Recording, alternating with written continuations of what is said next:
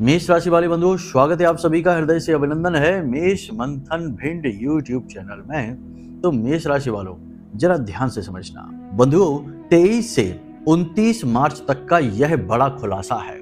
3 दिन में 3 बड़ी घटनाएं होकर ही रहेंगी। इन्हें कोई रोक ही नहीं सकता, टाल ही नहीं सकता है। जी हाँ बंधुओं, आपकी राशि के जातकों के साथ ये 3 घटनाएं इन 3 दिनों में होकर ही रहेंगी। आप लिख कर रख लेना, हम एक एक करके आपको इन घटनाओं के बारे में सब कुछ विस्तार से बताएंगे। ये घटनाएं नकारात्मक हैं, अनिष्टकारी हैं, आपके जीवन में संकट लेकर आने वाली हैं। लेकिन इसका मतलब यह नहीं है कि ये घटनाएं आपको बर्बाद करेंगी ही करेंगी, मिटाएंगी ही, ऐसा निश्चित नहीं है। ज्योतिष की यही खूबसूरती है कि यह समय रहते ही आने वाले खतरों को बता देता है। ज्योतिष को आप ऐसे मान के चलिए जैसे आप किसी सड़क पर जा रहे हैं और आगे अगर कहीं सकरी पुलिया है या कोई तीखा मोड़ है तो पहले ही साइन बोर्ड लगा है और उसमें बताया गया है कि आगे एक तीखा मोड़ है। तो आप समझ जाएंगे, तो आप अपनी गाड़ी की चाल को धीमा कर लेंगे और मोड़ पर होने वाली अनिष्टकारी घटना से आप बच जाएंगे। ठीक वैसे ही ज्योतिष कार्य करता है, जो जीवन में आने वाली अनिष्टकारी, नकारात्मक या शुभ अशुभ किसी भी प्रकार की घटना हो उसके बारे में पहले ही संकेत देने लगता है। लेकिन इसका मतलब यह नहीं है कि ऐसी घटना निश्चित तौर पर घटेगी ही घटेगी।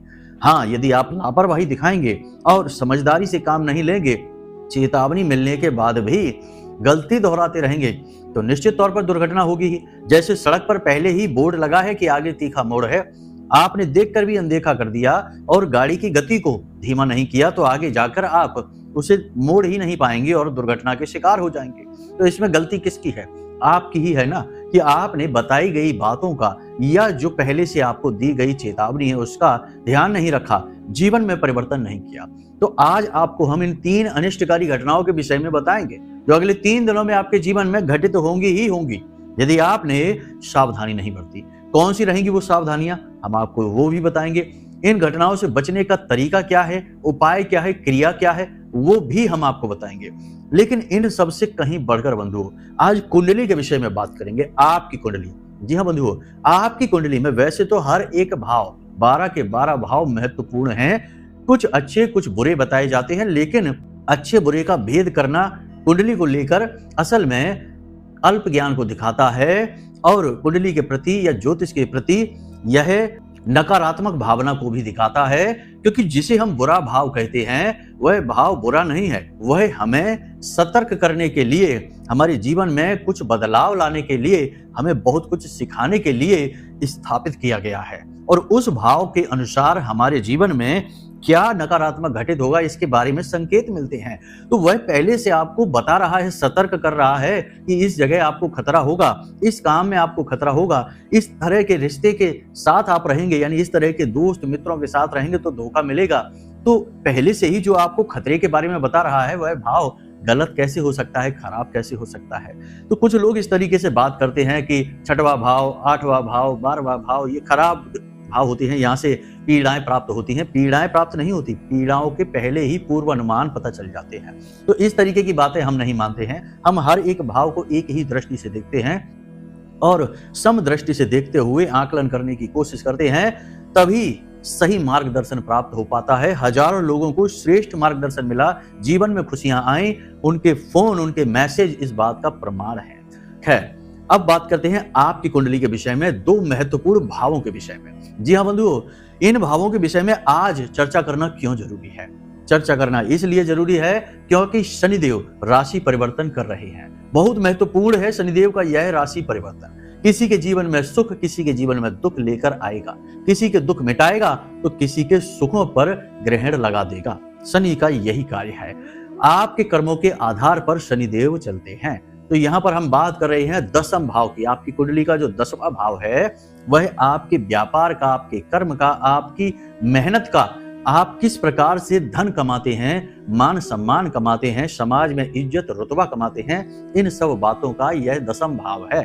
अब इस भाव में आपका कौन सा ग्रह बैठा है, किस ग्रह की युति बन रही है, हम इस विषय के बारे में चर्चा नहीं करेंगे, वरना यह कार्यक्रम लंबा भी हो जाएगा और यह स्थिति अलग है। हर एक जातक की कुंडली में इस भाव में ग्रहों की जो स्थिति होती है वह अलग अलग हो सकती है और होती ही है। हम बात करेंगे इस भाव को एक्टिवेट करने के बारे में, इस भाव से पॉजिटिव रिजल्ट लेने के बारे में। फिर चाहे ग्रहों की स्थिति कैसी भी हो, आपको इस भाव से बहुत ही पॉजिटिव रिजल्ट मिलेंगे, क्योंकि यह भाव जीवन के लिए बहुत महत्वपूर्ण होता है।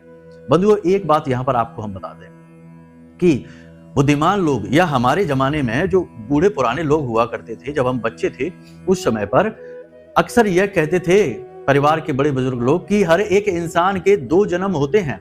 एक जन्म वह जो उसके माता पिता देते हैं, और एक जन्म वह जो स्वयं अपनी मेहनत और प्रयासों से वह स्वयं का करता है, यानी अपने पैरों पर खड़ा हो जाता है।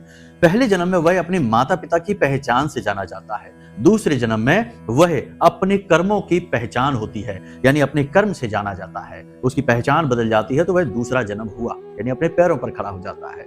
तो जो आपकी कुंडली का 10वां भाव है, वह आपके पैरों पर खड़े होने की क्षमता को दिखाता है, यानी आपकी अर्थ कमाने की योग्यता को दिखाता है। तो उसे एक्टिवेट करेंगे आज के इस कार्यक्रम में। और दूसरा भाव है आपकी कुंडली का दूसरा भाव, द्वितीय भाव, बहुत महत्वपूर्ण है। आपके परिवार को दिखाता है, आपकी धन की स्थिति को दिखाता है, आपके पड़ोसियों को दिखाता है, पैतृक संपत्ति को दिखाता है।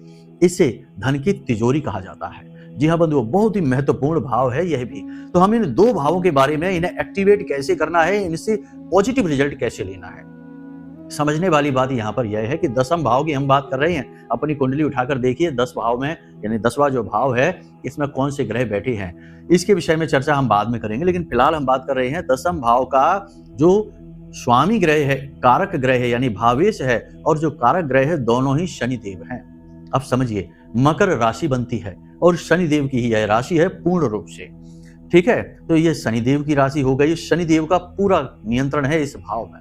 इसीलिए आपने देखा होगा कि कोई बच्चा कितना ही बुद्धिमान हो, कितना ही योग्य हो, जब बात आती है कैरियर बनाने की तो उसे संघर्ष करना ही पड़ता है। और अच्छे अच्छे बुद्धिमान से बुद्धिमान लोग भी कभी कभी कैरियर बनाने में फिसड्डी हो जाते हैं, और जिन्हें कम बुद्धि का मंद बुद्धि माना जाता था वे अच्छी तरक्की प्राप्त कर लेते हैं, क्योंकि ये शनि के आधार पर होता है। शनिदेव आपकी योग्यता नहीं, आपकी कर्म की शक्ति को देखते हैं, आपके व्यवहार को देखते हैं, आपकी नैतिकता को देखते हैं। आपने कितनी पढ़ाई की है, कितनी योग्यता है, इससे शनिदेव को कोई मतलब नहीं। तो इसे एक्टिवेट करेंगे, इससे पॉजिटिव रिजल्ट मिलेंगे, और शनिदेव का जो राशि परिवर्तन है इसका आपको पूरा लाभ मिलेगा, ठीक है। पहली बात ये। दूसरा यह है कि आपका जो द्वितीय भाव है यह धन की तिजोरी है। पैसा आपने कमाया, कितना पैसा आपके पास रुका। लोग अक्सर ये शिकायत करते हैं कि गुरुजी हम पैसा तो कमा लेते हैं लेकिन पैसा रुकता नहीं हमारे पास, एक तरफ से आता है और दूसरी तरफ से निकल जाता है। पता नहीं कैसी मतलब अजीब सी विडंबना है जीवन की कि ढेर सारा पैसा कमाने वाले भी यही बात बोलते हैं और जो कम पैसा कमाते हैं वो भी यही बात बोलते हैं कि पैसा रुकता नहीं है, एक तरफ से आया दूसरी तरफ से चला गया। इसके लिए उनके द्वितीय भाव में यानी दूसरे भाव में नकारात्मकता होती है, निश्चित तौर पर होती है। कारण इसका यह है कि दूसरा भाव शुक्र का, यानी इसका भावेश, इसका भाव स्वामी शुक्र बनता है और इसका कारक ग्रह गुरु बनता है। अब शुक्र और गुरु ये दोनों वैसे तो पॉजिटिव ही हैं, नेगेटिव नहीं है, लेकिन आज का जो परिवेश है, माहौल है, लोगों का वातावरण है, उसके हिसाब से शुक्र के साथ में नकारात्मकता आ ही जाती है, गुरु के साथ भी आ ही जाती है। जैसा कि वातावरण है, परिवेश है, लोगों का व्यवहार और आचरण है, इसमें सुधार करेंगे तो ये भाव जो आपका है एक्टिवेट हो जाएगा। फिर आपके द्वारा कमाया गया धन पैसा आपकी जेब में रुकने लगेगा। यहां तक सारी बातें आपको समझ में आ गई हैं, तो आपको आज का यह कार्यक्रम पूरा अवश्य देखना है, क्योंकि आज हम न केवल 3 घटनाओं के बारे में, उनसे बचने के उपाय तरकीबों के बारे में और कुंडली के 2 सबसे महत्वपूर्ण भावों को एक्टिवेट करने के बारे में बताएंगे, जिससे आपको पूरा लाभ मिलेगा जीवन का। पैसा कमाएंगे अच्छी तरीके से और उस पैसे को रोक भी पाएंगे, होल्ड भी कर पाएंगे, अपनी तिजोरियों में, अपने बैंक बैलेंस में भी रख पाएंगे, बचा पाएंगे अच्छी तरह से। ये 2 विषय हो गए चर्चा के, लेकिन इन सब के बावजूद कार्यक्रम के अंत में हम आपको एक ऐसा महाशक्तिशाली उपाय बताने जा रहे हैं जो कलयुग के राजा से संबंधित है। आप समझ रहे होंगे, हमारे कार्यक्रम देखते हैं तो आपको पता होगा कि हम किसकी बात कर रहे हैं। जी हाँ, हम शनिदेव की ही बात कर रहे हैं। कलयुग के राजा को इतना खुश कर देगा, इतना प्रसन्न कर देगा कि आपकी हर गलती को वो माफ भी कर देंगे। मतलब बात यहाँ पर यह है, शब्दों को न पकड़ लेना, कहने का मतलब यह है कि छोटी मोटी जो अनजाने में की जाने वाली गलतियां हैं उन्हें क्षमा भी कर सकते हैं। ये उपाय इतना शक्तिशाली है, हम इस उपाय को बताएंगे। इसे आपको अपने घर में करना है और किस प्रकार करना है, कैसे करना है, इसके बारे में कार्यक्रम के अंत में चर्चा करेंगे। तो चलिए अपने मूल विषय को शुरू करते हैं, लेकिन इससे पहले महामाई को याद करेंगे। कमेंट बॉक्स में पूरे भक्ति भाव के साथ लिख डालिए, जय मां भद्रकाली कृपा करो। महामाई इतनी दयालु है कि निश्चित तौर पर आपके ऊपर कृपा करेंगी, हमें पूर्ण विश्वास है। तो चलिए बंधुओं, अपने अब मूल विषय को शुरू करते हैं। अब सारी बातें ध्यान से समझिए। प्यारे मित्रों, हमारे अत्यंत प्रिय और परम पूज्य अमिताचार्य जी के पास माँ बगलामुखी और माँ भद्रकाली की साधनाओं का वर्षों का अनुभव है और माता रानी की इनके ऊपर पूर्ण कृपा और सिद्धि है। आचार्य जी ने अपने सटीक कुंडली विश्लेषण और श्रेष्ठतम उपायों के माध्यम से हजारों लोगों के जीवन को खुशियों से भरा है। आचार्य जी का कुंडली विश्लेषण और उपाय करवाने का तरीका इतना अद्भुत है कि जीवन के हर एक दुख और कष्ट का कारण जड़ से ही समाप्त हो जाता है। फिर समस्या चाहे जैसी भी हो, कर्जा बहुत बढ़ गया हो, व्यापार चल नहीं रहा हो, बीमारियों में आप बर्बाद हो चुके हो, रिश्तों में प्रेम समाप्त हो चुका हो, या फिर नौकरी ही ना मिल रही हो, विवाह में देरी होती हो, कैसी भी समस्या हो, इन समस्याओं का कारण क्या है, कौन सी महादशा परेशान कर रही है, कौन सा दोष लगा हुआ है, सब कुछ आचार्य जी इतना सटीक बताते हैं कि वर्षों वर्ष के दुख कुछ ही दिनों में समाप्त हो जाते हैं। अगर आपके जीवन में भी कोई ऐसी संकट की घड़ी है तो यही सही समय है जब आप पूज्य आचार्य जी के हाथों से अपनी कुंडली का विश्लेषण करवाएं और वर्षों से चल रहे दुखों और संकटों के इस चक्र से बाहर निकल जाएं। प्यारे मित्रों, अभी वीडियो में दिए गए नंबरों पर फोन करिए और अपनी कुंडली का श्रेष्ठतम आकलन करवा डालिए। जिंदगी बदलने का ये सबसे बड़ा मौका हाथ से मत जाने दीजिएगा। जय माई की, महामाई आपका कल्याण करे। तो सबसे पहले बात करते हैं 3 नकारात्मक घटनाओं की, फिर आगे कार्यक्रम को बढ़ाएंगे धीमे धीमे। तो सबसे पहली नकारात्मक घटना क्या है? सबसे पहली नकारात्मक घटना है जो आपके स्वयं के व्यक्तित्व से जुड़ी हुई है और इसी का बिगड़ा हुआ रूप होगी। कैसे? ध्यान से समझिए। अगले 3 दिनों में आपको अपने आत्मविश्वास में बहुत कमी महसूस होगी, आपको शरीर में ऊर्जा की बहुत कमी महसूस होगी, थकावट आपके ऊपर हावी रहेगी, कमजोरी का आपको एहसास होगा, स्वास्थ्य आपको अपना ठीक नहीं लगेगा। कुछ लोग तो ऐसे भी होंगे जो इन 3 दिनों में, आने वाले 3 दिनों में डॉक्टर के पास भी चले जाएंगे दवा लेने के लिए, लेकिन दवा लेने के बाद भी पूरा लाभ प्राप्त नहीं होगा। जी हाँ, कहने का मतलब यह है कि मनोबल आपका टूटा रहेगा, किसी भी तरीके से हो आप आंतरिक कमजोरी महसूस करेंगे। अब इसका प्रभाव आपके कार्य पर पड़ेगा, कार्यशैली पर पड़ेगा, तो आपको कार्य स्थल पर अपमान का सामना करना पड़ सकता है। आपके जो सहयोगी हैं, जो साथी कर्मचारी हैं, वे आपके सहयोगी नहीं हैं, सहकर्मी हैं और आपके विरोधी भी हैं।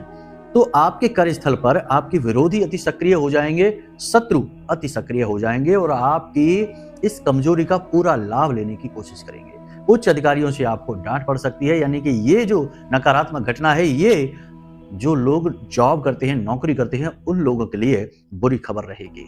तो कहने का मतलब यह है कि आपको 3 दिनों में अपने स्वास्थ्य का विशेष ख्याल रखना होगा, विशेष ख्याल रखना होगा। खान पान पर ध्यान दें, जरूरत से ज्यादा भोजन ना ग्रहण करें, कम मात्रा में भोजन खाएं, पानी अधिक पिएं, शरीर में गर्मी बढ़ी हुई सी महसूस आपको होगी। तो ये चीजें हैं, इसको आप ध्यान में देना है। दूसरी घटना ज्यादा खतरनाक है, इसके लिए आपको ज्यादा सतर्क रहने की आवश्यकता है। पीठ के पीछे कोई आपको धोखा देने वाला है। जी हाँ बंधुओं, जहां तक हमारा अनुमान है, अनुमान से मतलब यह है कि जो हमारी माता रानी के द्वारा दी गई अनुभूतियां हैं, उनके आधार पर और ग्रहों की बन रही स्थितियों के आधार पर, क्योंकि यह जो समय काल है, यह राहु का समय काल है और राहु धोखे का प्रतीक है, माया का प्रतीक है, नकारात्मकता का प्रतीक है। तो आपका अपना ही कोई आपको धोखा देने वाला है।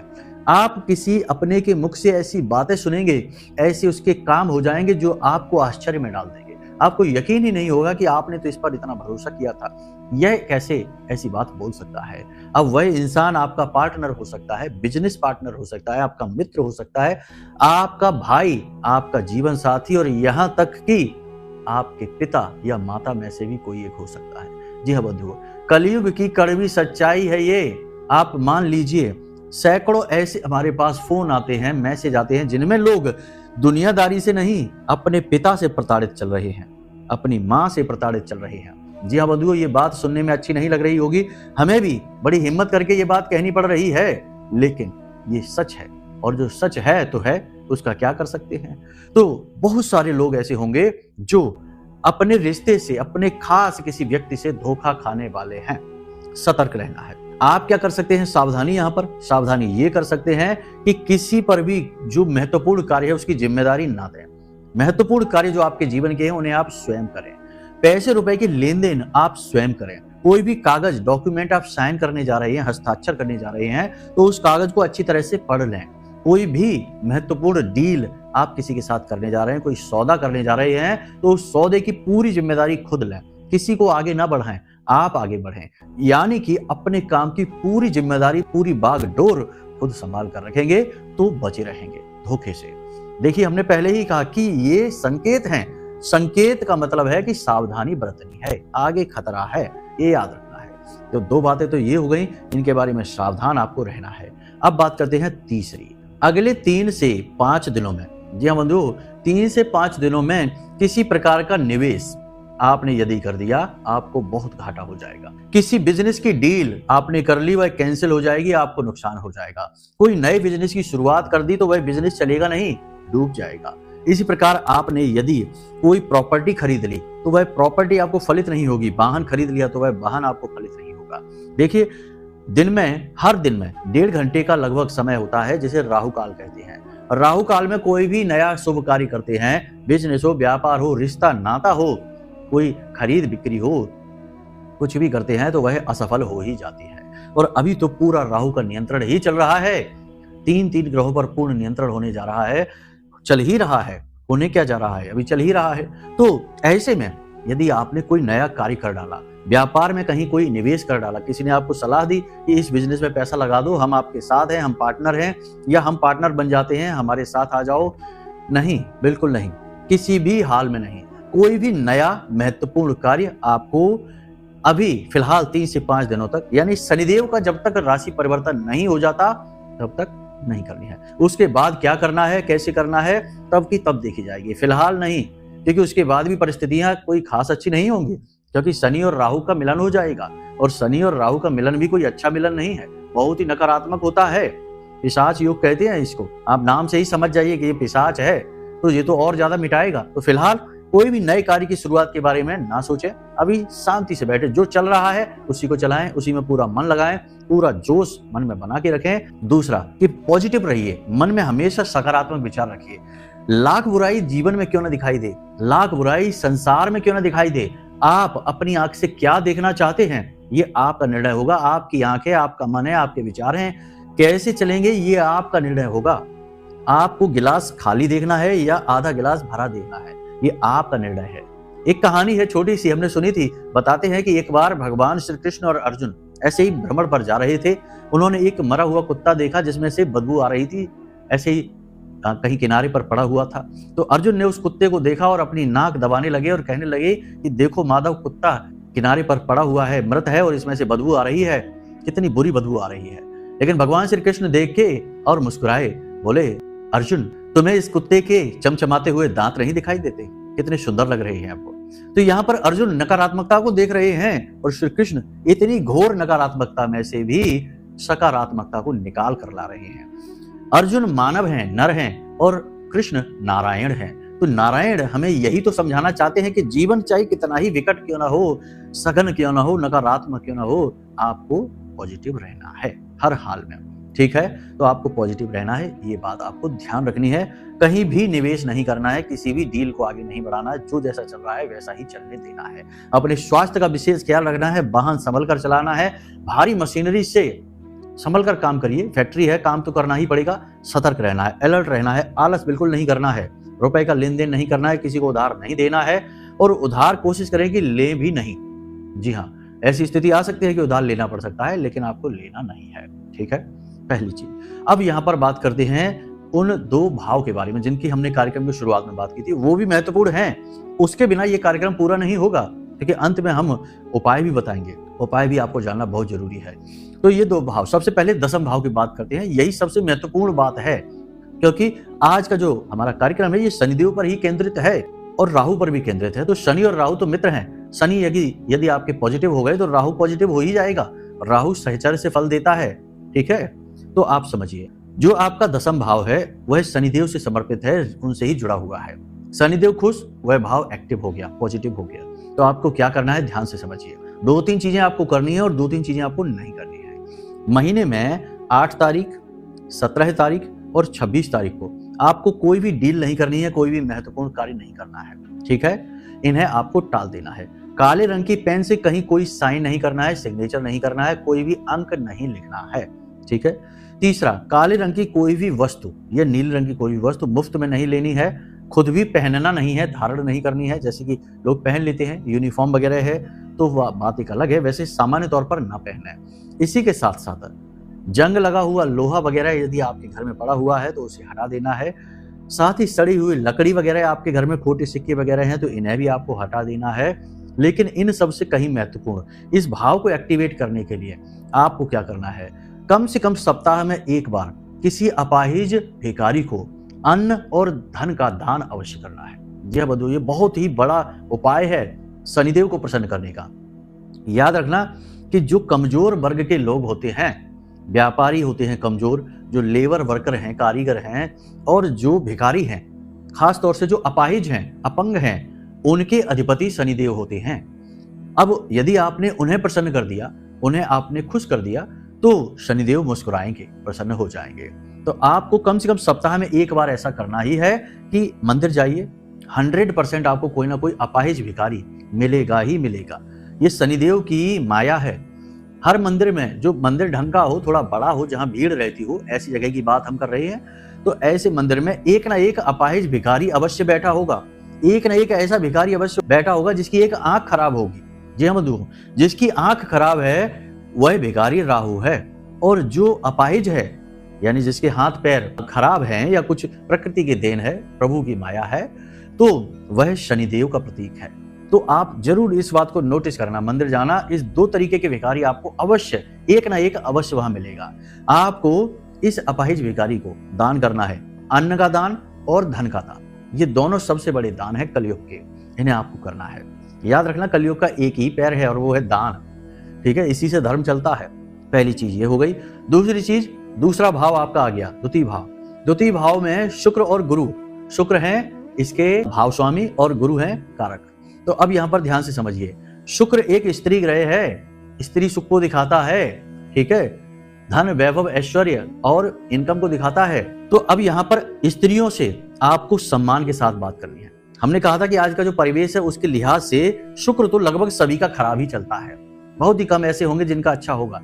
किसी भी स्त्री का आप अपमान करेंगे, उसे नीची दृष्टि से देखेंगे, उसे हीन भावना से देखेंगे, उसके साथ गलत व्यवहार करेंगे, शोषण करेंगे, तो आपका शुक्र सही हो ही नहीं सकता किसी कीमत पर। शुक्र कौन है? माता लक्ष्मी का प्रतीक है।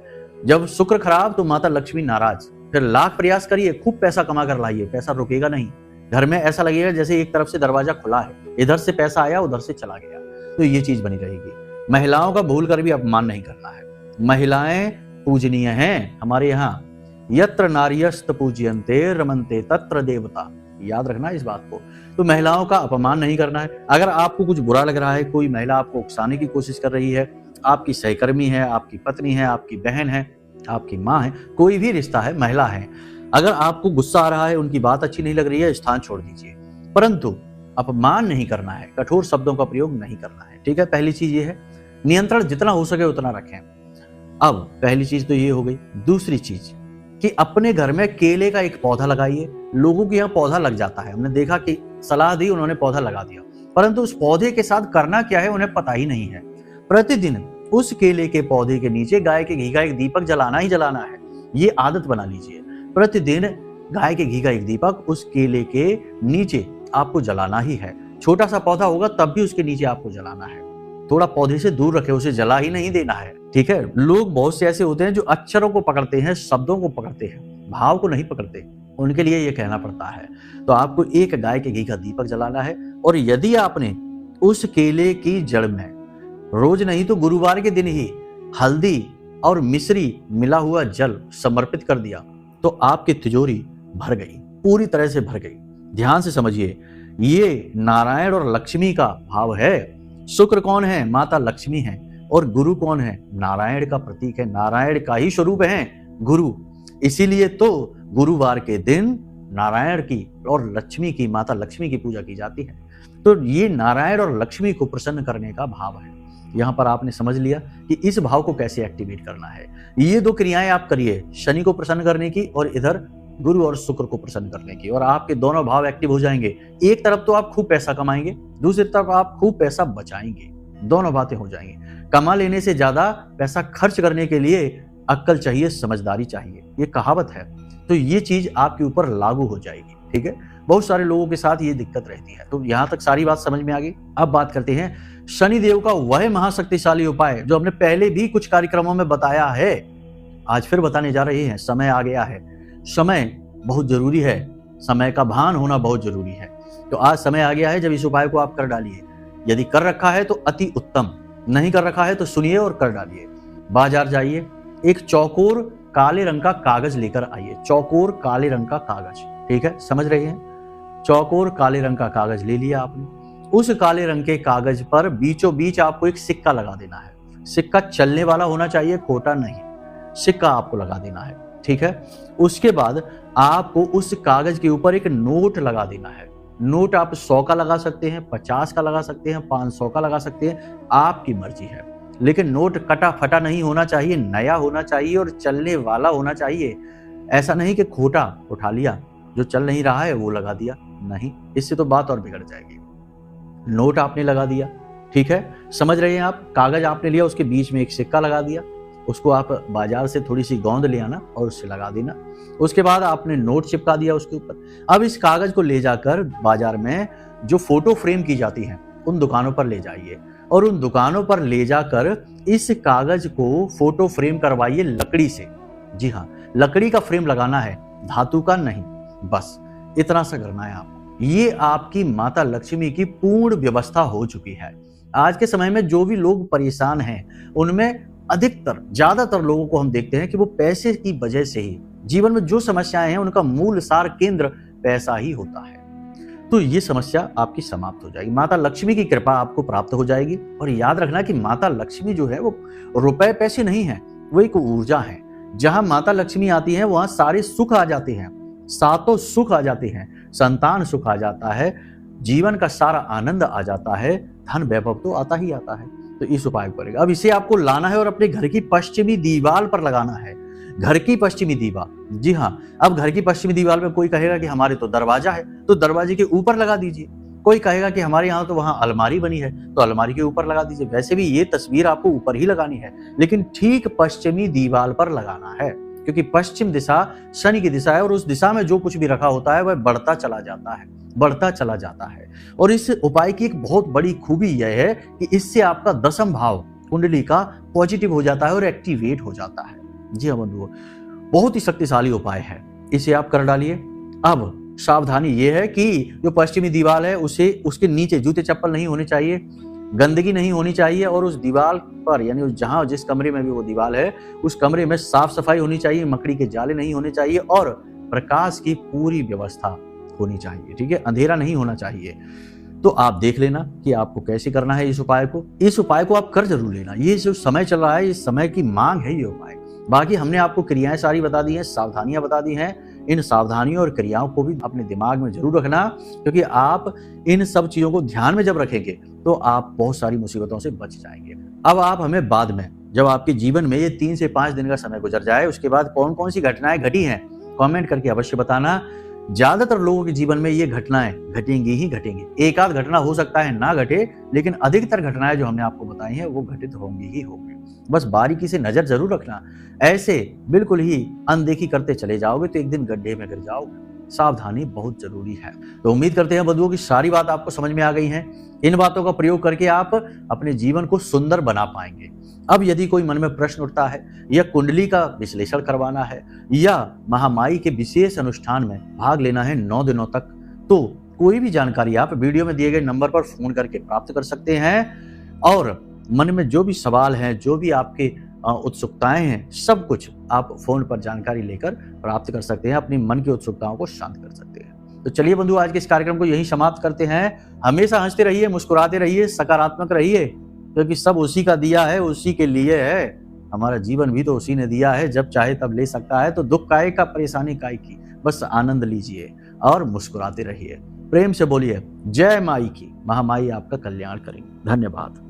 हमारे प्रिय और परम पूज्य आचार्य जी ने अपनी साधनाओं के अनुभवों पर आधारित शक्तिशाली उपाय और क्रियाओं के माध्यम से हजारों लोगों के जीवन को पूरी तरह से बदला है। आचार्य जी के द्वारा बताया गया हर एक उपाय इतना सटीक और कारगर होता है कि जो भी इसे पूरे भाव के साथ कर लेता है उसे साक्षात महामाई की कृपा और आशीर्वाद प्राप्त हो जाती है। इसलिए निसंकोच इन उपायों को पूरे भाव के साथ करिए, आपका कल्याण होगा। जय माई की।